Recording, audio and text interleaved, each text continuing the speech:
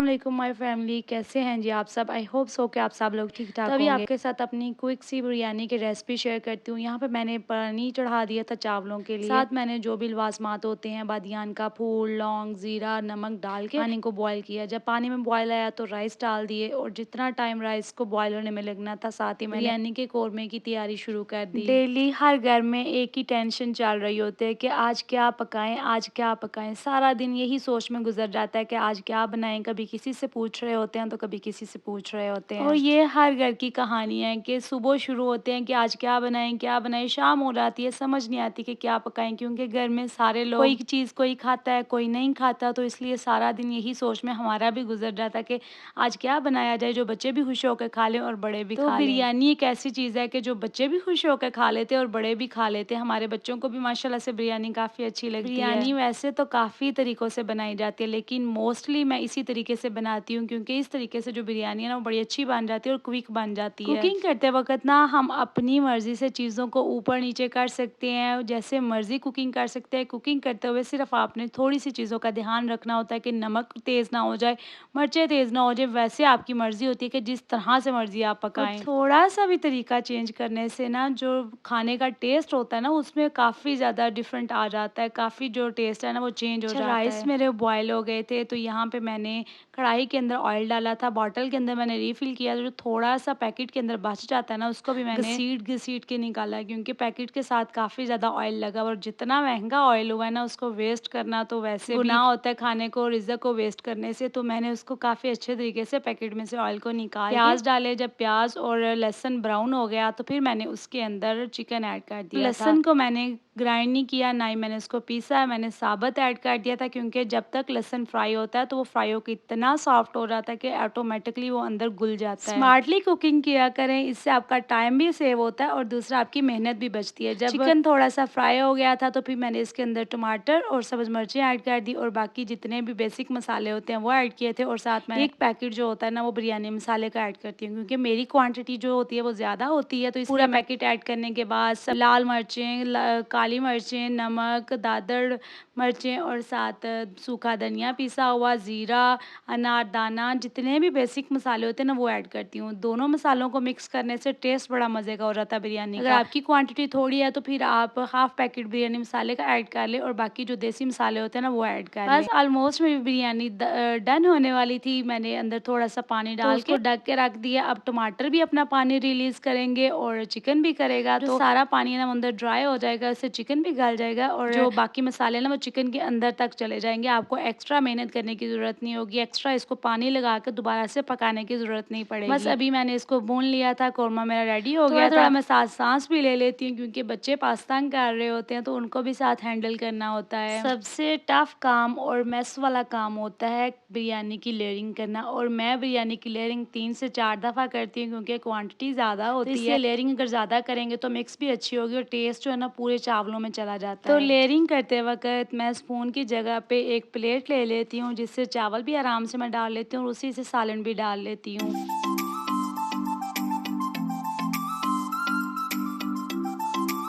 हम home makers के घर में इतने ज़्यादा काम होते हैं कि समझ नहीं आती कौन सा काम पहले करेंगे और कौन सा बाद में करेंगे, तो काम जो है वो ख़त्म हो जाएंगे। लेकिन बिलीव मी कि जितना आप कामों को ख़त्म करने की कोशिश करते हैं ना उतने ही 2-4 काम और निकल आते हैं। और जो स्पेशली जो मदर्स होती हैं ना, जिनके छोटे छोटे से बच्चे होते हैं, स्कूल जाते हैं, और उनके काम जो है ना वो कभी भी ख़त्म नहीं होते। ना उनकी लॉन्ड्री ख़त्म होती है, ना उनके घर के काम ख़त्म होते हैं, ना सफाइयाँ ख़त्म होती हैं। हज़ारों काम होते हैं। जब हम लोग सुबह उठते हैं हमारे सामने नज़र आते हैं, और जब भी आँख खुलती है तो माइंड में ना पूरी एक लिस्ट बनी होती है कि अभी ये काम करना है, फिर वो काम करना है। हज़ारों काम हमारा वेट कर रहे होते हैं कि कब ये उठेंगी, हमें करना स्टार्ट होंगी। स्पेशली बर्तन जो होते हैं ना, क्या कहते हैं कि मुँह फाड़ सर झाड़ हमारा इंतज़ार कर रहे होते हैं कि कब ये उठेंगी, हमारे ऊपर मत्था टेकेंगी, क्योंकि वो एक ऐसी चीज़ है कि आप उसको जितना भी ख़त्म करने की कोशिश करो कि रात को सारा सिंक सारा किचन साफ़ करके सो के सुबह बर्तन नहीं होंगे, लेकिन सिंक जो होता है ना वो आपको हमेशा भरा हुआ नज़र आता है। तो कभी कभार ऐसा होता है ना कि इंसान सोचता कुछ है होता कुछ है। रात को मैंने टाइम से बिरयानी 3-4 बजे खाना बना दिया ताकि बच्चे टाइम से खा के सो जाएंगे, सुबह स्कूल जाने। रात को तीनों बच्चों की तबीयत ख़राब हो गई, सारी रात वो उल्टियाँ, उनको खांसी बुखार रहा। रहा, मैं उनको मेडिसिन भी देती रही, लेकिन जब सुबह मैं उठी उनको स्कूल भेजने के लिए, तो मैंने बेटी को सोचा कि स्कूल भेज देती हूँ, दूसरी को छुट्टी करवा लेती हूँ, लेकिन जब मैंने उसको भी उठाया तो उसकी टाँगें काँप रही थी, इतना तेज़ बुखार उसको हुआ कि मैंने सोचा कि नहीं, इसको भी छुट्टी करवा लेते हैं। मैं इनको दोबारा से लेके सो गई। मैंने सोचा कि छुट्टी करवाती हूँ, घर में रेस्ट करेंगे, लेकिन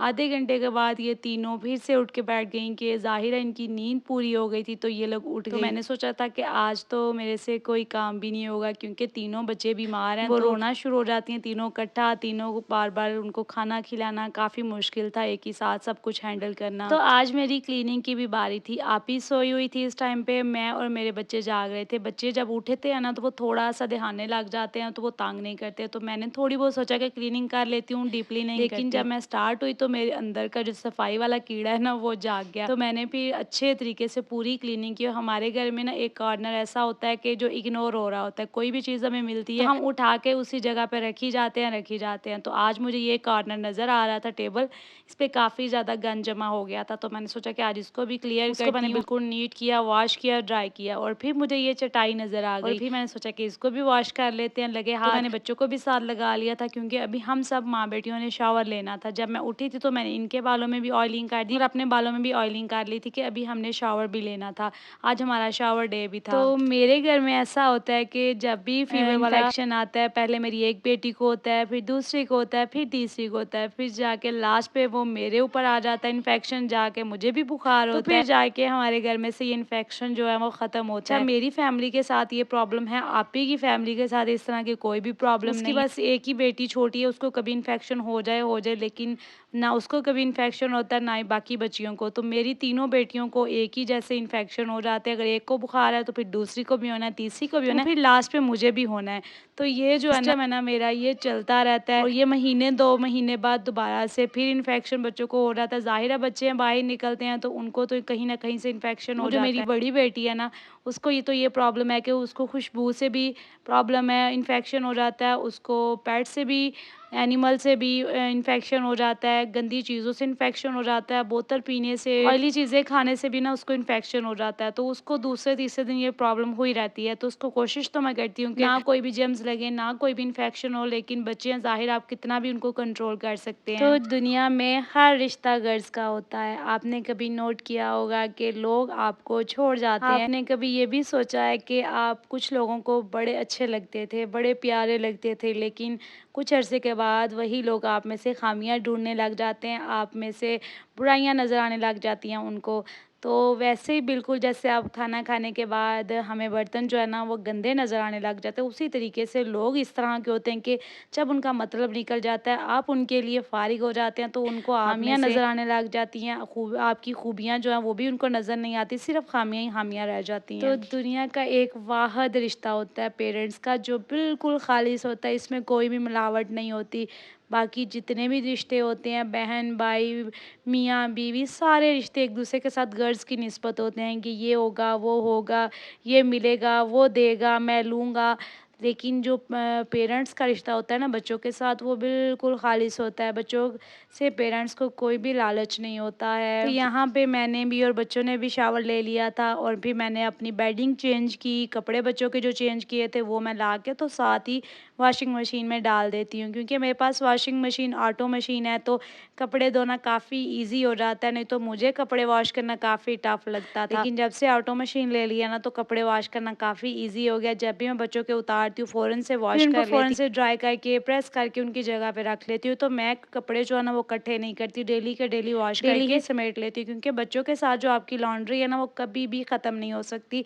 अगर मैं इकट्ठे करने लगूँगी तो फिर काफ़ी ज़्यादा जो कपड़े हैं ना वो जमा हो जाते हैं, और मेरी कबर्ड जो है ना वो सारी उल्ट-पुल्ट हो जाती हैं। फिर मुझे समझ नहीं आती कि कौन सी चीज़ कहाँ पे रखूँ, और मुझे इस तरह से काम करने का मज़ा भी नहीं आता जब तक हर चीज़ जो ना मेरी प्रॉपर जगह पे मुझे नज़र ना आए। यहाँ पे कपड़े जो गीले थे वो मैंने इसी तरह ना चारपाइयों के ऊपर फैला देती हूँ, तो फ़ौरन से इधर ही ड्राई हो जाते हैं, क्योंकि छत पे जाना, इतनी गर्मी में थोड़े से फैलाने के लिए जाना, फिर उनको लेने जाना, ये मुझे काफ़ी टफ़ लगता है। तो इधर बस 15-20 मिनट के अंदर ही, गर्मियों में आपको पता है कपड़े जो है ना वो ड्राई हो जाते हैं। तो यहाँ पे सोफ़े को मैंने अच्छे तरीके से क्लीन करके इसके ऊपर कवर बिछा दिया था। बच्चे जो है ना वो नंगे पाँव ऊपर चढ़ जाते हैं, खाना खाते हैं तो दाग लग जाते हैं, साफ़ करना मुश्किल हो जाता है। कपड़ा उतारूँगी तो वॉश हो जाएगा और नीट हो जाएगा। तो यहाँ तक था जी मेरा आज का व्लॉग। मिलते हैं नेक्स्ट व्लॉग में। अल्लाह हाफ़िज़।